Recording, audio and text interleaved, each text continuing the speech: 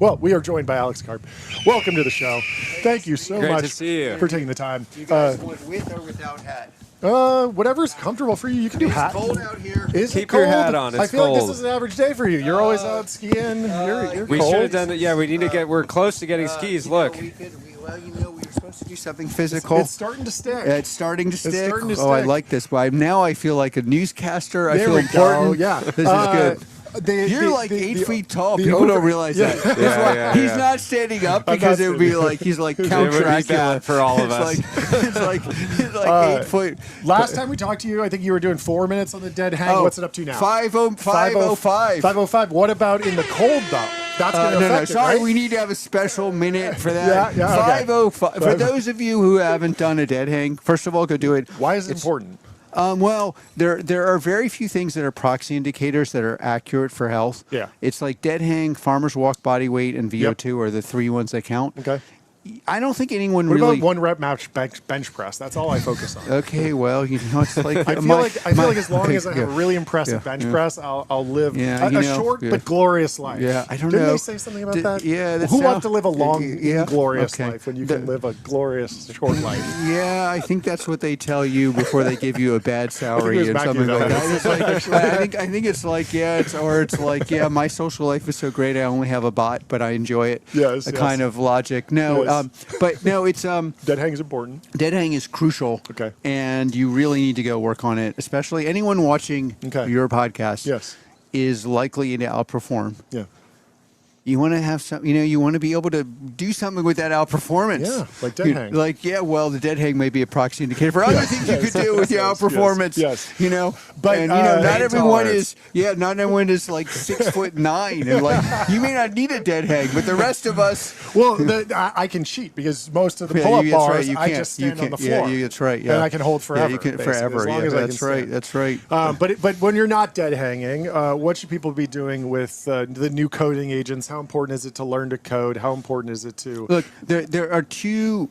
Everybody's worried about like their future, but there are basically two ways to know you have a future. One, you have some vocational training. Okay. So it's like, or two, you're neurodivergent, and when I say neurodivergent, I mean broadly defined. Like, your guys are sitting here. You could have had a corporate tool job. Yeah. You could have been like, I don't want to pick on Goldman, but like just say, like a job. I applied there. They turned me down. Well, yeah. See, I did work at Citadel for a whatever. little bit, though. Anyways, you could have had a job where you're like He tried and failed. It's like, no, actually, maybe they didn't know the right way to test. Yeah. Like it's like, true. they were like, whatever. I'm not picking on one or the other. No, but I'm no. just saying, you are probably here. You think you're here because but it's actually you probably wouldn't have been able to do that shit because there's like it's the same thing as sit down in class and learn some bullshit, and you just regurgitate it. Like that's not a valuable thing. If you are actually have insights into anything and you have real technical expertise, you can look at a company, but you actually can look at it because you know something about how these things work or something about how clients work. Then all the other stuff that used to be precious, like being able to do low-end coding, being able to do low-end lawyering, being able to do low-end reading and writing. I mean, this is like, I feel like Odin came down and was like, I'm going to make the world just right for a dyslexic. Odin has come down or Loki has come down and said, you know what, Karp, you suffered so much as a kid. Yeah. I'm just going to make the whole world so everyone else can suffer. I don't want that. It's like now, but it's really an inversion. Like, everybody with like the normal shape skills are dyslexics because meaning the thing they can do that used to be valuable is not so valuable. The thing that they need to learn to do is like be more of an artist, look at things from a different direction, be able to build something unique. And you see this on the battlefield. Like one of the most underappreciated things about fighting a war, which is there are basic core things civilizations do, like build technology for war, is every society fights differently. Every component of the society fights differently. And when like America and his allies, we do not even approach these problems in the same way. What makes America lethal, more so than any currently country, is like a combination of obviously the technology, which we're super interested in and believe are playing a huge part in. But it's like 20 years of like operators figuring out what worked, not what worked in a manual, like what worked in reality. Also, even selection. If you look at the selection of people, like you meet like tier one operators, they don't look anything like what people would think. It's Yeah, not yeah. like the movies. They're like Yeah. these, like Yeah. these, they're like this big and like, Yeah. you know, it's like because we like have, Vining. yeah, we have specialized ways of doing that. All Yeah. of that is crazy valuable. As a proxy indicator, people who are getting their news from you are just likely to massively outperform people who are getting their news from something that's a regurgitation of you got to vote for one party or the other. Sure. And then the real problem we have in society is not your listeners or Palantir's customers or our partners. Is like, well, what happens to everyone else? Are they going to lynch us? Because like that's the real problem. Like these products, like what we're building, like our agents, mean that like the most powerful people in the Democratic Party are highly educated female voters. And these technologies, like I actually get along with all these people in private, and there's a public dispute, but like largely I've talked to Daria over and over again. It's like, yeah, you love one company because they're not pro-Trump. That company's taking your job. How are you going to feel about that company when you find out you have no job? And what do you think the Republican Party is going to do to products that do not support our military? What do you think the Democratic Party is going to do to products, even if you're voting for them, that are taking away the jobs of every one of your constituents and saying, oh, people are going to love you so much and you're going to be poor. By the way, we love you so much, we're going to give you a little handout once a month. Yeah. Yeah. So apply that to the SaaS apocalypse narrative, the enterprise SaaS. There's an idea that the first jobs that will be taken might be the enterprise software products that exist, haven't really innovated, have lock-in, and they're going to be replatformed away from. If you the thing that these technologies do is they also make it harder to lie about. This is what part of the political problem. If something's not creating value or something's not working or there's corruption, you can't lie about it. And nobody believes that all software companies actually create value. I mean, the famous thing that we all learned was that we rejected, that you were learned and people taught you, is like your software company is supposed to give the client the feeling they're getting laid while they're getting fucked. Yeah. Now, if that's how your products actually are, you are going to get fucked. Like, and this is going to happen so quickly. And the simple test for people who are looking at this is, does this product, or in our case, we were never pure software. We're actually like a hybrid of like humans, FDEs, augmented humans, so AI FDEs, and then orchestration, and then and essentially what we would call primitives, like taking the tribal knowledge of institution, coding it into logic, and then using that to be extended in LLMs. Okay. But we don't have to explain that to our clients. Yeah. You know. So there was always this, is Palantir a consulting firm? Is it all just people? Is there any real software? I feel like that narrative went away. Oh, and, no. And they couldn't invest in us because we were a services company. Exactly. And now it's like, and now. But is actually having that service no, of capability course, better in the future? No, it's not better. It's crucial. Underrated. It's crucial. It's crucial. Yeah. Like all these places that made fun of us. Yes. They're running around and trying to get FTEs. Of course, getting an FTE is like, it's not as easy as it sounds because you have to know how to manage it, where to put the person, how to extract value. Yeah. And then you need all these products that augment the FTE. Yeah. What are those products? Ontology, Foundry, FTE, AI things that we've built. Yeah. So the value of the business is not a monolithic code base that never changes. It is the people, it is the deployment, it is the relationships. Is that how you're thinking about the business these days? Well, actually, the way I'm telling you, like when you walk around here, they only care. They don't care about any of that. What they care about is you transform my business in 3 months. It would have taken 3 years, and i.e. would never have happened. That's what they care about. Now, then there's a question of how do you do that, and that is a concatenate. It's artistry. It's like select client, select where you would start, select ways in which and innovate in ways they would not accept, innovate in places they do not understand. You should innovate. Learn to manage these very complex, by the way, it's not just culturally complex, it's tribal knowledge.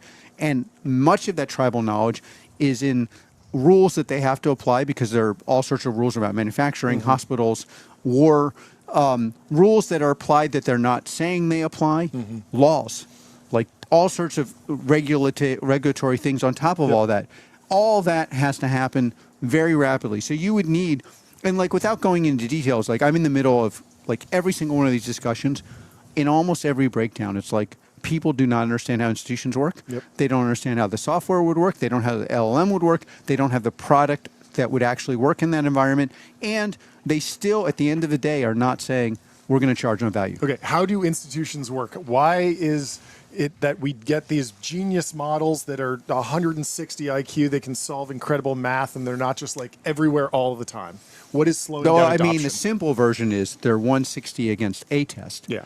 But the test isn't, it's a concatenation. The simple math would be, it's 160 on one test, but you've got to pass differentiated tests over a long period of time. So it's 1,000 tests. Yeah. So de facto, by the 50th step, it's 0 IQ.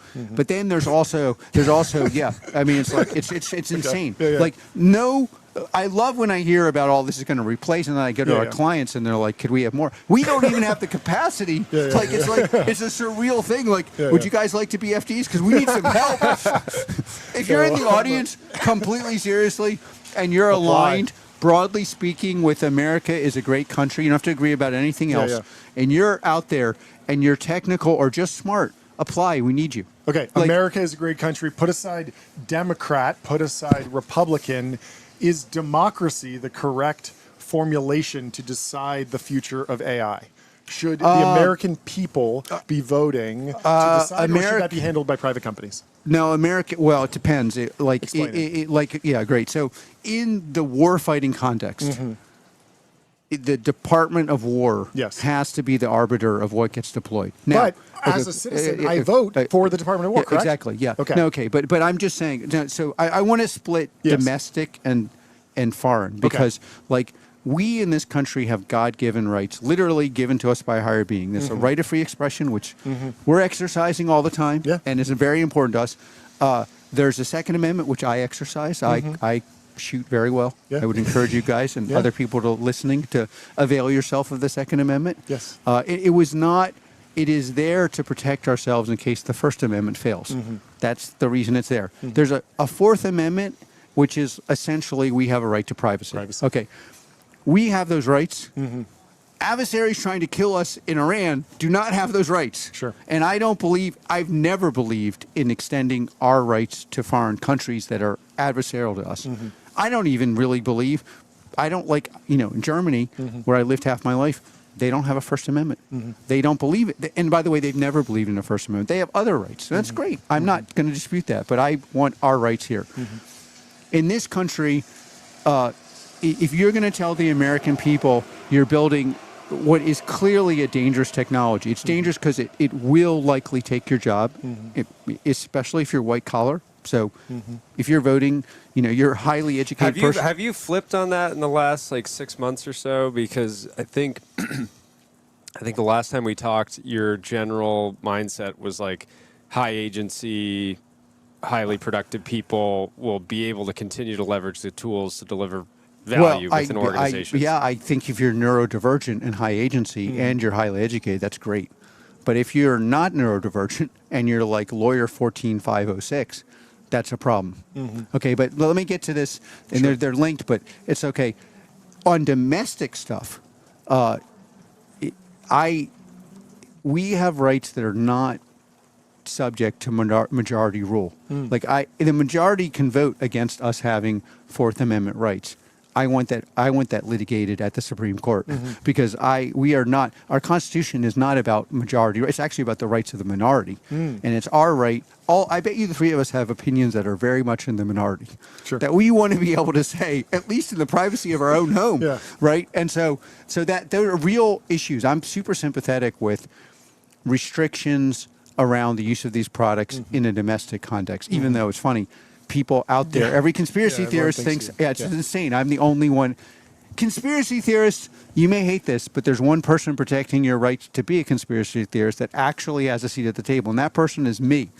You may not want to hear that truth, but it is fucking true. And maybe do a little more reading before you pontificate on your absurd and obviously ill-informed and many times stupid opinions. Okay, so because you're attacking the person who's protecting you. Idiot. It's fucking so stupid. Do use one of the bots to correct your opinion. It's I'm being attacked online now. It's Dr. Karp is anti-progressive. First, I've been progressive my whole life. I'm just telling you the truth. These things are going to take your job. Okay, so then, but in the war-fighting context, and it's the primary justification for these products has to be they're two relevant powers now, us and China. This is a have not world. It's going to be either us or them. It's basically deciding the world order. Because like these other countries, and maybe India will get involved, maybe the Arab, non-Arab Middle East, but currently on the trajectory we're on now, there are two places where these things are being developed and deployed. It's us or them. Yep. And I'm not particularly, I'm not out to hurt China. I'm just out to, I think we should win. Yeah. I'm not trying to hurt them. And in that context, you can't say we're not going to do X, Y, and Z.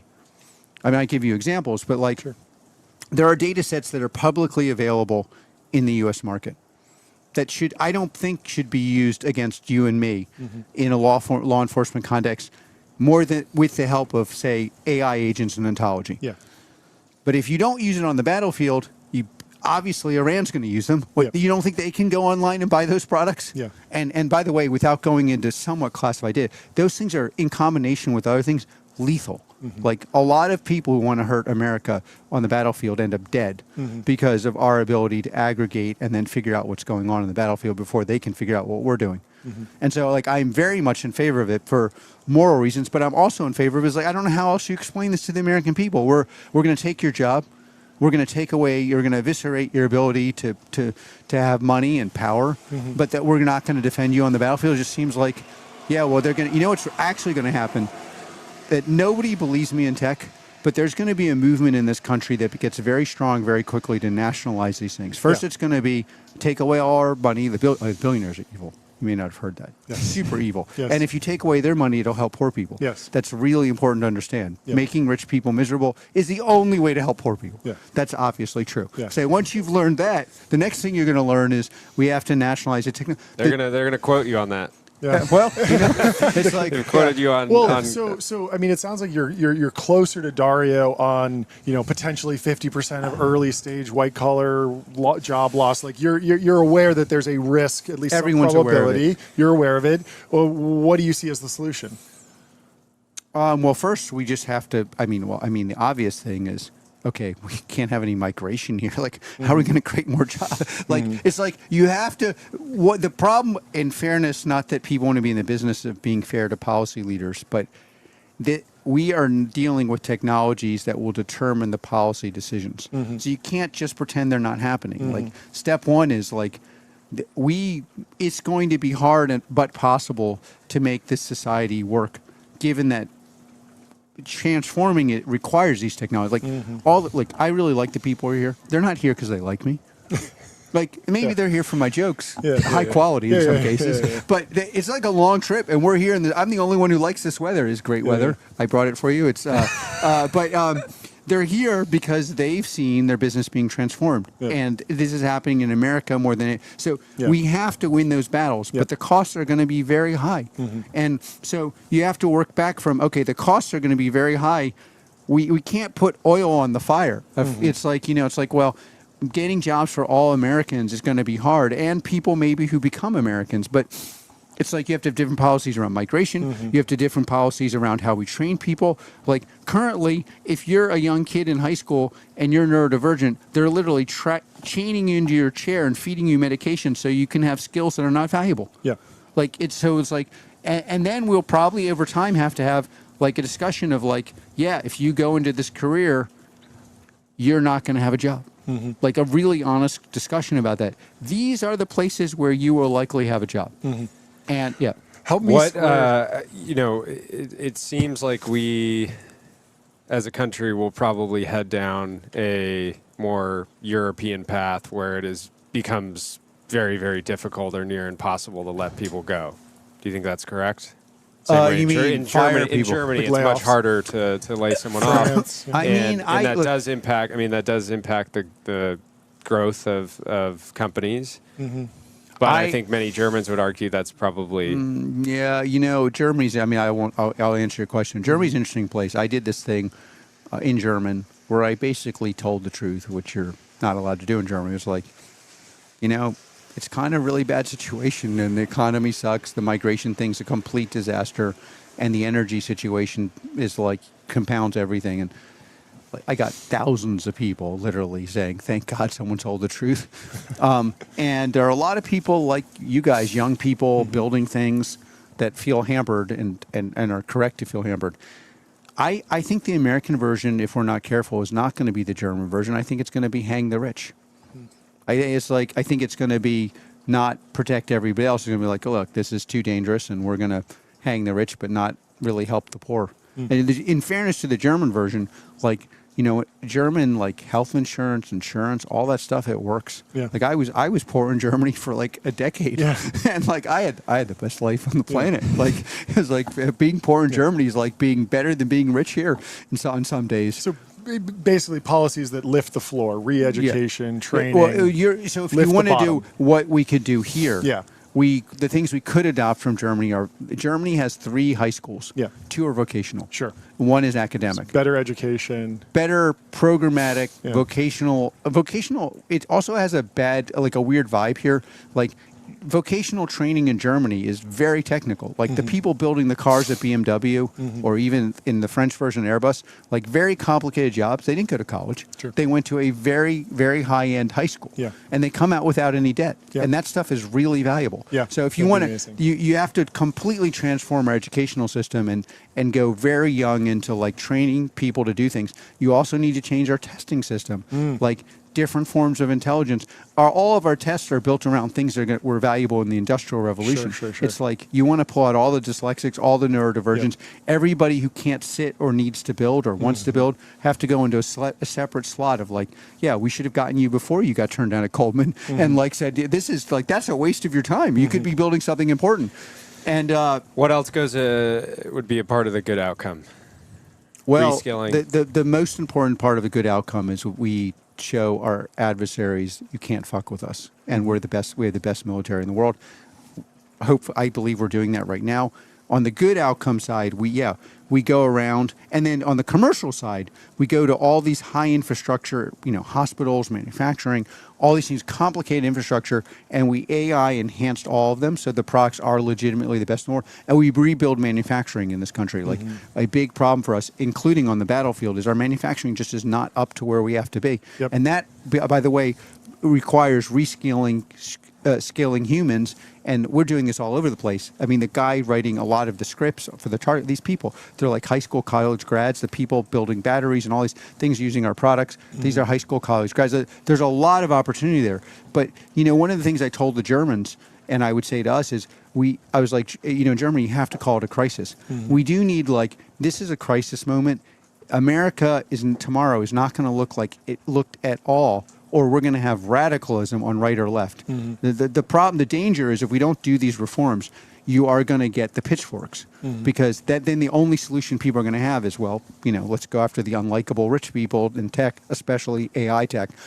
And then, but then what can work is, close the borders, keep them closed, start doing huge vocational efforts, change how we test aptitude, like so we have an accurate diagnostic of where you could be slotted, be ruthless and like, it's like in certain, find out new ways to test and do ruthless testing and slotting, and then also go around to universities and just, how when you want to smoke a cigarette, it's like this cigarette may be harmful for you. Maybe we should be putting that in universities. This university is harmful for your investor. I'm libertarian. You want to go to university? This student debt may be harmful to your future financial health. And your personal life. Explain to someone you got $1 million in debt. $1 million in debt. Maybe if you're 6'9" and you can get away with that, but the rest of us have to provide. That's funny. Help me square this idea. You were talking earlier today about people misunderstanding your business, and what's it like to read about your business? Oh, first of all, it's the part I hate it, but then the part I love is, and it's like you are valuable. Your value is pretty directly convergent with people's inability to understand what you're doing. Yeah. So it's like all these technologies are potentially commodifying everything. Yeah. Okay. So if you are a business that is, not services, not product, but both, but also works on tribal knowledge of data, and every single business you make is individual. And so, yeah, that's a crazy valuable business. That's true in a lot of industries where if the broader business community doesn't understand your business, you might have a short report, but you'll have a way less competition because people aren't copying you because they don't understand the playbook. It's impossible to copy certain, and we we neglect this, almost like you even see it culturally, like luxury products dominated by the French, watches dominated by the Swiss, currently certain kinds of warfighting dominated by America. And it's like it's very hard for people to eviscerate these cultural advantages, and our products augment that, which makes it it augments the differentiated specific over the generalizable, and that's where literally all the value is going to go. And this is going to be like a waterfall. And that's the problem with a lot of software companies. It's like product ABCT. But then when you read it, it's like one of the more depressing things that you guys probably confront. But it's like a huge market opportunity for you. It's like, where are the experts? It's like you hope and pray. Like, I'll tell you the funniest thing about my life now, and people internally know. Almost every day, I'm like, wait a minute. I'm the adult in the room here. It's like everywhere I go, it's like, wait a minute. And it's like it's surreal when you read about these things, but it used to really frustrate me, but now I kind of just think, well, like, I can't believe we're still viewed as crazy. It's like everything we're doing is the only thing that's working. I mean, like, I don't want to spend a lot of time on our essentially baller numbers from last year, but it's like, clearly our shit works. Clearly nothing is working at that level. And you would think they would take 10 minutes to think, okay, well, the thing I believed and I thought would work didn't work at all. This thing I thought was insane has like a rule of 127 when no one 40 is considered but they don't. But it's sometimes frustrating, honestly. And the hard part actually is I kind of view it as a feature. Internally, we get these bright-eyed kids. So it's so funny. I mean, we get the best people in the world. But just like I was probably at 21, they're very romantic. It's like, but why does the adult not understand this? It's like, but the adult expert tells me, it's like, I don't know when you guys had to drop the shoe moment when you realized that the adults are on crack or something. It's okay. Last question. Would you rather have $10 million or access to ChatGPT in 2012? It's a viral question that's going viral right now. I have to choose one or the other. Yes. I don't think he needs. I don't. It's hard to answer. I don't think he needs $10 million. Could I have my social life in grad school? There we go. Okay, so that's a new pick. How about a new pick? We just have to ask it's you. It's like great. I'm going to take something I valued. Oh, okay. Yeah, the most valuable thing. Your social life in grad school. Well, thank you so much for taking the time to come chat with us. It's fantastic. Great to have you. We'll talk to you soon.